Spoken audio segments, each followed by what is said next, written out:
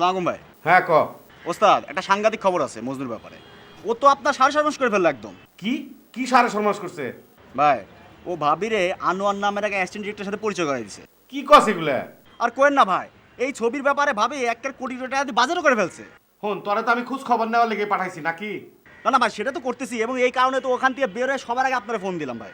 না না শোন, সব খবর কালেক্ট কর, কইরে একবারে হয়তো আমার ফোন দে, নাইলে আমার অফিসে আমার বিস্তারিত ভেঙে চুরে কর। ঠিক আছে ভাই, আমিও এসে আপনার সাথে দেখা করতেছি ভাই। আচ্ছা আমি রাখলাম। ওকে ভাই, ওকে।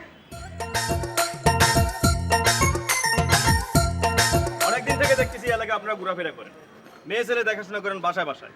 আপনারা তো বিয়ে শাদী করবেন না। হ্যাঁ বিয়ে শাদী কিসের বিয়ে শাদী করবেন আপনারা? এই এলাকা ভদ্রলোক বসবাস করে, কথা কইতেছো এখানে আর দয়া করে ঘোরাফেরা করবেন না কখনো। যান এখান থেকে চলে যান। ব্যাপারটা আমি বলি কি বলবেন আপনি? বলেন। কি বলতে চান? একদম পিছনে তাকাবেন না, যান। দেখতে তো মনে হইতেছে ভদ্রলোক। কি বলতে চান? ঠিক আছে, আপনার সব কথা আমার কথার দুটো কথা শুনতে দেন, বলি আমি আপনার। আবার কি বলবেন? বলুক বলুক, কি বলবেন? আসলে হচ্ছে কি, আমরা যে জন্য আসতেছি আসলে পছন্দ হচ্ছে না, আমরা এই জন্য। এলাকার কিসের পছন্দ থাকে? আমরা কিন্তু ভাই সাংবাদিক মানুষ। কিসের ভাগেন এখান থেকে, যান। এই এলাকায় আর আসবেন না কখনো।